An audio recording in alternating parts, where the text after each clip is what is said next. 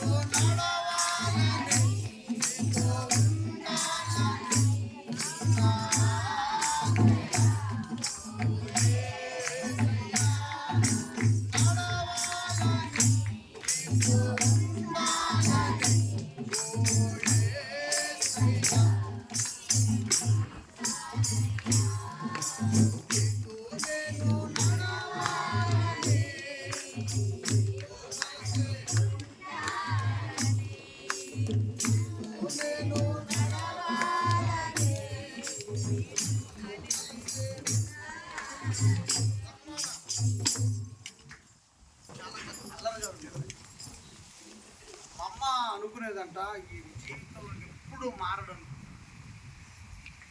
నేనే అల్లరోడిని అయితే నాకు మించిన అల్లరోడు ఒక ఆయన ఉన్నాడు. ఆయన పేరే సౌలు. అంటే మనలలో కూడా అల్లరోళ్ళు ఉండారా?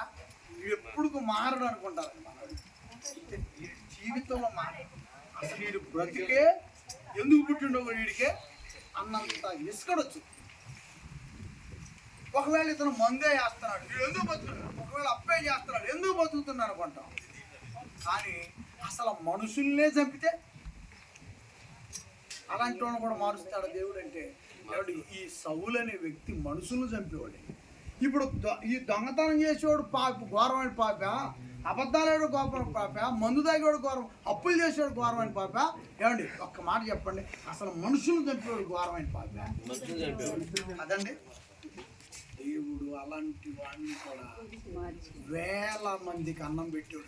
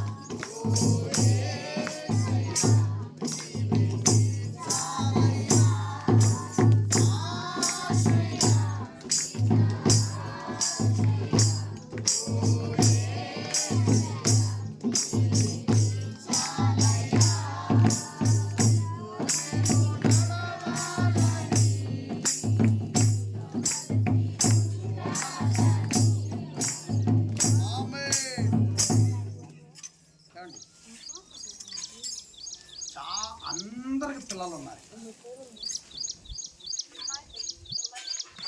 అనుకుంటారు. మా అబ్బాయి టీచర్ గారు, ఫలానా అబ్బాయి టీచర్ గారు అయ్యిండు. దాసు గారు వల్ల అన్న కొడుకు టీచర్ గారు, నాకు బెస్ట్ ఫ్రెండ్ ఆయన. అచ్చంపేటలో మా అమ్మాయికి క్లాసులు చెప్పారు. ఇప్పుడు మిగతా వాళ్ళ తల్లిదండ్రులు పిల్లలందరూ ఏమని అనుకుంటారు,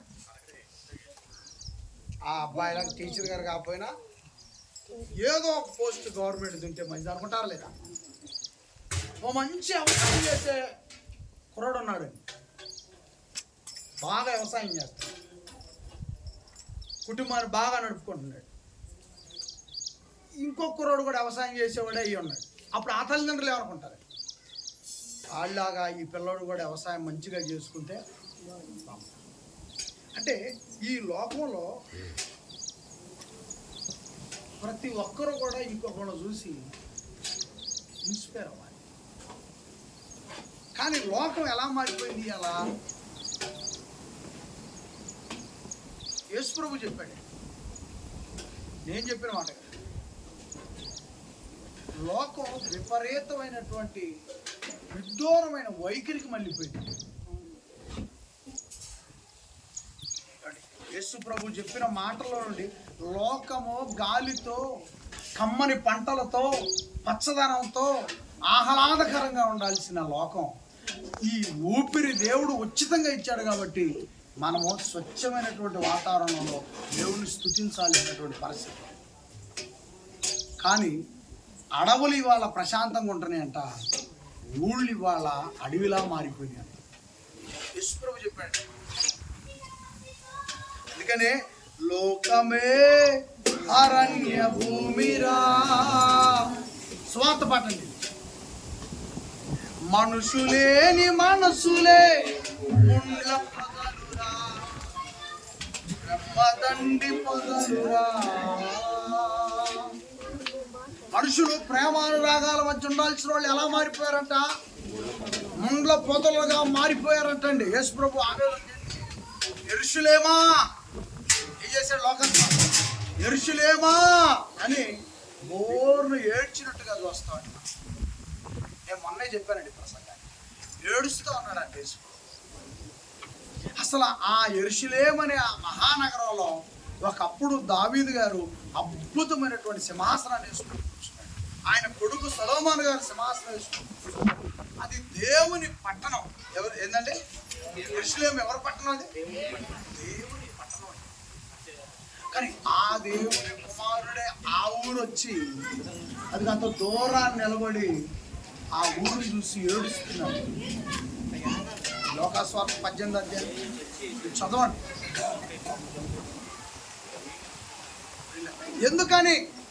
ఎందుకు యేసుక్రీస్తు అలా దుఃఖపడ్డాడు అంటే, దేవుని నమ్మిన ప్రజలు, దేవుని నమ్మని ప్రజల్ని దేవుడికి నడిపించలేకపోతున్నాం అని ఒక ప్రశ్న వేసుకున్నాం. మరి అప్పుడు ఇది బాధకరమైందే కదండి. సాయం పొందిన ప్రజలు సాయం పొందే మార్గానికి దారి చూపించదు, మరి అది బాధకరమైన దారి కదండి. అందుకని ఇది స్వార్థ కీర్తన అండి. మంచిగా వినండి, మనం మారదాం, 10 మందిని మార్చడానికి ప్రయత్నం. లోకమే అరణ్య భూమిరా, మనసులేని మనసులే ముండ్ల పొదలురా, బ్రహ్మదండి పొదలురా. ఏం చేస్తారంట మనుషులు? కొట్టపోతే మళ్ళమ్మా, ఎదలోని గాయాలు రేపుతారురా, ఎంతో ప్రేమను పైకి చూపుతారురా. ఎదలోన గాయాలు రేపుతారురా, ఎంతో ప్రేమను పైకి చూపుతారురా. అన్నను నమ్మినా, తమ్ముడు నమ్మినా, పాపం అన్నను నమ్మింది ఓ చెల్లి, ఆమె పేరు శర్మిల గారు. వాళ్ళిద్దరిది బాధ మనం చూస్తున్నాం కదండి. ఎంతో మంది లోకంలో నమ్మినటువంటి వ్యక్తులను మనం చూస్తున్నాం. అదాని, అంబానీ, వాళ్ళిద్దరు అన్నదమ్ముళ్ళు నిన్న కలుసుకున్నారంట పెళ్ళిలో. 7 నెలలుగా పెళ్లి జరుగుతుంటే నిన్న వచ్చాడంట తమ్ముడు పెళ్లికి. మరి ఏమైపోయింది? అంబానీ కొడుకు పెళ్లి జరిగింది నిన్న వచ్చాడంట. 7 నెలల నుంచి పెళ్లి చేస్తాడు. ఏమైపోయింది? మనుషుల్లో పెద్ద స్థాయి నుంచి ఈ కింది స్థాయి వరకు ఏమవుతుందంటే, మనసులేని మనసులే ముళ్ళ పొదలురా, బ్రహ్మదండి పొదలురా. ఏమండి? పొరుగు వారి క్షేమాన్ని కోరలేరురా, పొడిచి పొడిచి మనసు విరిచి చంపుతారురా. పొరుగు వారి క్షేమాన్ని ఓర్వలేరురా. పొడిచి పొడిచి మనసు విరిచి చంపుతారురా. ఏం చేస్తారంట? పోయాక సానుభూతి తెలుపుతారురా. అప్పుడు అంటారంట, పొగిడి పొగిడి ఏడ్చి మరి పొగుడుతారురా. ఎక్కడి నుంచి అంట? ఈ లోకం నుంచి వెళ్ళిపోయిన తర్వాత అంట, ఎంత మహానుభావుడు, ఆమె అంత మహానుభావుడు. యేసు ఈ విషయాలు చూసి ఏడ్చాడు. ఏంటి మనుషులు కన్న తండ్రి పరలోకం నుండి అద్భుతమైన జీవితం 60 ఏళ్ళు ఇస్తే 60 ఏళ్ళ ఈ జీవితంలో ఇదిగో ఈ ముళ్ళపొదల్లా మారిపోయినంత మనిషి జీవితం. నాంజేడు గుబ్బల నుండి ఇప్పుడు డ్రాగన్ గుడ్డాలు మళ్ళ మీదకి వచ్చింది. అది ముళ్ళల్లో ఉంటుంది కానీ చెయ్యి పెట్టే తీసుకోవాలని పెడతాయి. చివరికి నాంజేడు గుబ్బైనా అది ముళ్ళల్లో ఉన్నా మనకు ఉపయోగపడుతుంది. కానీ మనిషి స్వచ్ఛంగా ఉపయోగపడాల్సిన వాడు ఎవ్వరికీ ఉపయోగపడుతుంది. అందుకే యేసు ఏడ్చాడు. ఏమండి 3వ చరణం, మనిషిని ప్రేమించలేని మనిషి ఓ మనిషి, మరణమనే కడలి సుడులు దాటలేవురా. మనిషిని ప్రేమించలేని మనిషి ఓ మనిషి, మరణమనే కడలి సుడులు దాటలేవురా. మంచి వాళ్ళను మోసపోకురా. మనసులోన దేశాన్ని పారదోలురా. మనసు నిలిపి యేసు ప్రేమ తెలుసుకొనురా. లోకమే అరణ్య భూమిరా. మనసు లేని మనసులే ముళ్ళ పొదలురా. బ్రహ్మదండి పొదలురా. మనిషిని ప్రేమించలేని మనుషులు ఉన్నారంటే చివరికి ఈ మనిషి అనుకుంటాడంటండి, జీవితంలో నేను శాశ్వతంగా ఉంటాను. ఆస్ట్రేలియాలో ఒక హాస్పిటల్ పెట్టారు. ఆస్ట్రేలియాలో ఒక అక్కాయి ఉంది, మన అక్కాయి తెలిసిన. ఆ దేశంలో ఒక హాస్పిటల్ పెట్టి చచ్చిపోయిన వాళ్ళందరం తీసుకొని ఐసీయూలో పెడుతున్నారు. నా దగ్గర ఉన్న వార్త. కారణం ఏంటంటే కొన్నాళ్ళకైనా సరే వాళ్ళని మళ్ళీ సజీవులుగా బ్రతికిస్తారు. మళ్ళీ బ్రతికిస్తారంట. నెల రండి జోసఫ్ గారు రండి, నెల డబ్బు హాస్పిటల్కి ఇంత పే చేయాలండి.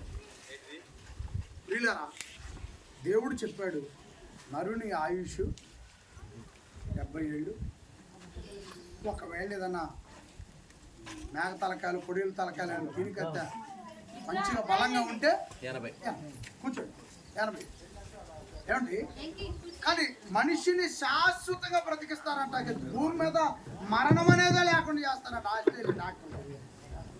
దేవుడు చెప్పాడు ఈ లోకంలో అది సాధ్యమయ్యే పని కాదు.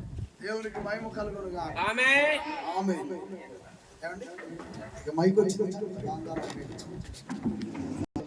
మన్నించండి.